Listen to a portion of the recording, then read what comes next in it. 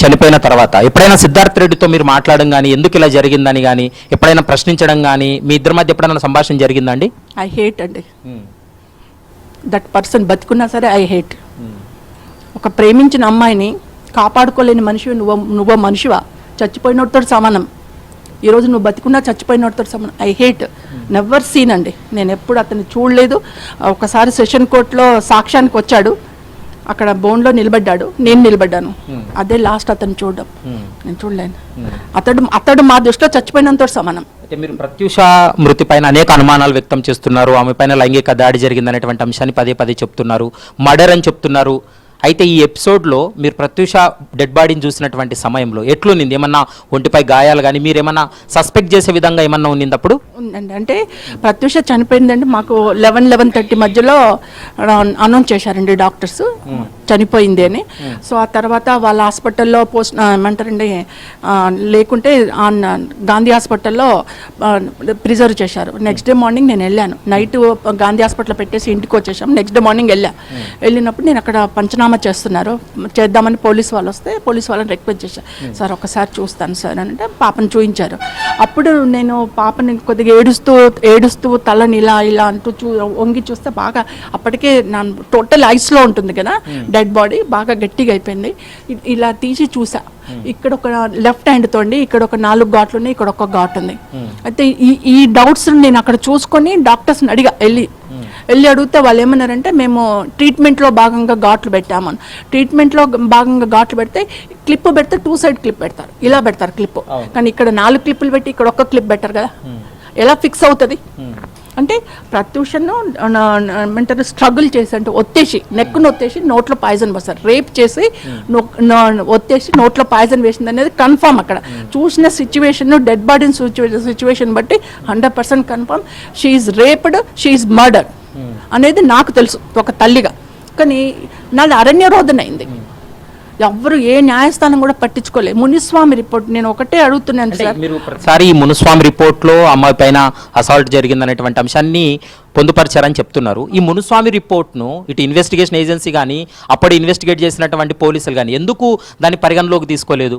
అదే బండర్ సార్. అంటే post mortem అయిన 1 monthకి గవర్నమెంట్ ఏం చేసిందంటే ఒక 3 సభ్య కమిటీ, 3 డాక్టర్స్ని ఒక 3 సభ్య కమిటీ వేసింది. నేను ఆ 3 సభ్య కమిటీ వాళ్ళని అడుగుతున్నాను, ఆ 3 సభ్య కమిటీ వేసిన వాళ్ళని అడుగుతున్నాను, న్యాయస్థానాలను కూడా అడుగుతున్నాను, ఇప్పుడు కూడా అడుగుతున్నాను.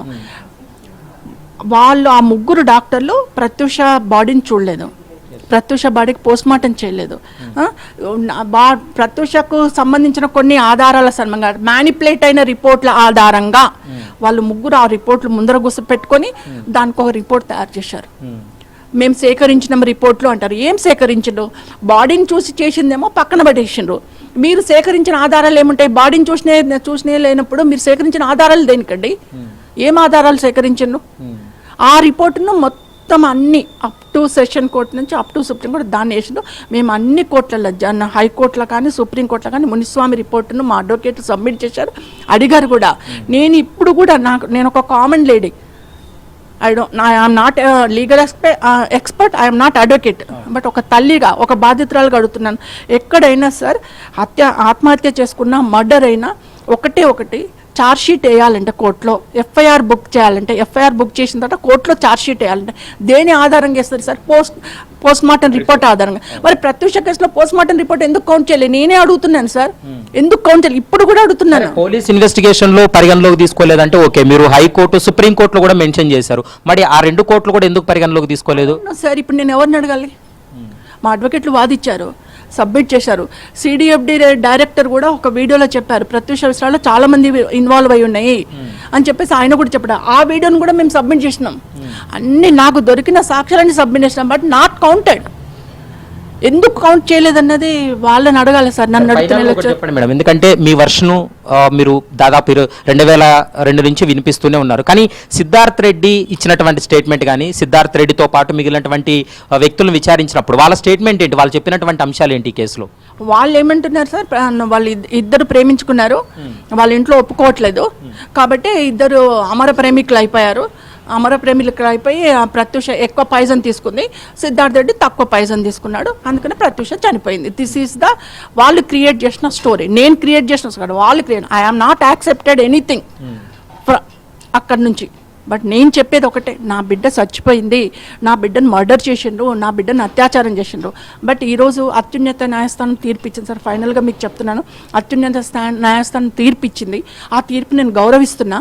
బట్ ఇంకా నెక్స్ట్ ఏం చేస్తామన్నది మా అడ్వకేట్ గారు ఏమన్నట్టు జడ్జిమెంట్ కాపీ తీసుకుందాం, ఇంకా కాపీ వస్తుంది, వచ్చిన తర్వాత వాట్ నెక్స్ట్ అనేది మనం డిస్కస్ చేసుకుందాం. ఏమన్నా రివ్యూ పిటిషన్ వేయడం కానీ సుప్రీంకోర్టులో దానిపైన మరోసారి తీర్పును పరిశీలించాలనేటువంటి అంశంపైన ఏమన్నా మీరు వెళ్ళేటువంటి అవకాశం ఉంటుందా? అంటే మా జడ్జి గారు ఏమన్నా, మా అడ్వకేట్ గారు ఏమంటే నేను వస్తాను హైదరాబాద్కి, అంత ఢిల్లీ సార్, హైదరాబాద్కి వస్తానమ్మా, మనం we can sit and discuss all, judgement copy వచ్చిన తర్వాత మాట్లాడదాం అన్నారు సార్. ఇంకా నేను ఫర్దర్ మా అడ్వకేట్ సలహాలను తీసుకున్న తర్వాతనే నేను ఒక డిసిషన్కి రాగలుగుతా.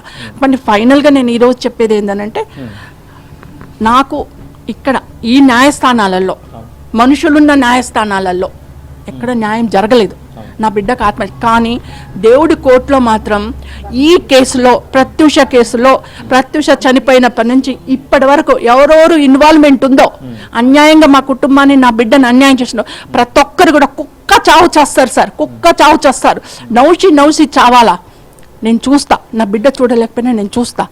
ఎవ్వరిని, ఏ కుటుంబాన్ని, ఏ ఆడపిల్లల్ని ఇలా అన్యాయం చేస్తా, కుక్క చావు చేస్తారు, ప్రతి ఒక్కడు కుక్క చావు చేస్తారు సార్. చెప్పండి మేడం, అంటే సిద్ధార్థ్ రెడ్డి మాత్రమే ఈ కేసులో అక్యూజ్డ్ అనేటువంటి అంశాన్ని పెద్దగా చర్చ జరిగింది. సిద్ధార్థ్ రెడ్డికి సహకరించినటువంటి వ్యక్తులు ఎవరైనా ఉన్నారా, మీకు మీ నాలెడ్జ్లో ఉన్నారా వాళ్ళు ఎవరనేది?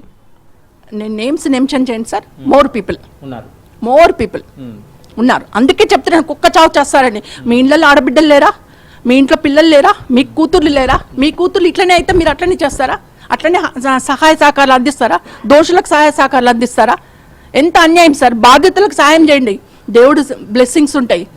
కానీ మీరు దోషులకు సహాయం చేస్తున్నారు, దేవుడు పనిష్మెంట్ ఇస్తాడు తప్పకుండా. మీకు కాదు, మీ కుటుంబ తరాలకు కూడా మా ఉసురు తగులుతుంది. అంటే బయట వ్యక్తులేనా, ఇండస్ట్రీకి సంబంధించినటువంటి వ్యక్తులు ఎవరైనా ఉండొచ్చు అనేటువంటి అనుమానం ఏమన్నా ఉందా సార్? ఈ రోజు వరకు కూడా ప్రత్యూష విషయం మీద నేను ఇండస్ట్రీ దగ్గరికి పోలేదు, ఇండస్ట్రీ ఎవరు నా దగ్గరికి రాలేదు సార్. ఏదో అప్పుడట్లో చనిపోయినప్పుడు ఏదో పలకరించారు, అమ్మ చనిపోయిందని చెప్పి పలకరించారు, కానీ ఎవరు నాకు సహాయ సహకారాలు అందించలేదు. ప్రభుత్వాలు కానీ, ప్రజాప్రతినిధులు కానీ, సినిమా రంగం కానీ ఎవరు మాకు సహాయ సహకారాలు ఇంతవరకు అందించలేదు సార్. అందించాలని చెప్పి నేను పోయినా కూడా. ఇంకొకటి సార్, గత జడ్జిమెంట్ అయినప్పటి నుంచి ఈ రోజు వరకు మన గవర్నమెంట్లో, మన తెలంగాణ గవర్నమెంట్లో 118 మంది ఎమ్మెల్యేలు ఉన్నారు, ఒక 40 మంది ఎమ్మెల్సీలు ఉన్నారు, ఒక 18 మంది ఎంపీలు ఉన్నారు, మళ్ళీ సలహాదారులు ఉన్నారు. అందరికీ మీరు ఒకసారి వాళ్ళ మొబైల్స్ చెక్ చేయండి సార్. నేను నిజం చెప్తున్నా, ఒకసారి వాళ్ళ మొబైల్స్ చెక్ చేయండి. ఈ 1 మంత్ 2 మంత్స్లో ఎన్నిసార్లు వాళ్ళ మొబైల్స్కి నేను పెట్టాను, సహాయం చేయండి. టోటల్ తెలంగాణ ప్రజాప్రతినిధులకి, ప్రభుత్వంలో ఉన్న వాళ్ళందరికీ, ప్రజాప్రతినిధులు అంటే ఆదుకునే వాళ్ళని చెప్పేసి ఆదుకుంటారని చెప్పి నో బడి ఒక్కరు కూడా రెస్పాండ్ కాలేదు ఇంతవరకు. 2 మంత్స్ నుంచి మా కుటుంబాన్ని, నన్ను పరామర్శించిన వాళ్ళు లేరు, ఆదుకున్న వాళ్ళు లేరు సార్. ఇది తెలంగాణ ప్రభుత్వం యొక్క పరిస్థితి. కాబట్టి ఇప్పుడు కూడా నేను రిక్వెస్ట్ చేస్తున్నా, తెలంగాణ ప్రభుత్వాన్ని ఆదుకోండి, బాధితులను ఆదుకోండి, దోషులకు సహాయ సహకారాలు అందించకండి, మా కుటుంబాన్ని ఆదుకోండి అని చెప్పేసి తెలియజేస్తున్నాం. ప్రస్తుతం మనం చూస్తున్నాం, ఇప్పటికే ప్రత్యూష తల్లి మాత్రం ఆ కేసుకు సంబంధించిన వివరాలని చెప్పింది. ప్రస్తుతం సుప్రీంకోర్టు ఇచ్చినటువంటి జడ్జిమెంట్ ను తాను ఖచ్చితంగా స్వాగతిస్తున్నానటువంటి అంశాన్ని అయితే మాత్రం స్పష్టం చేస్తుంది.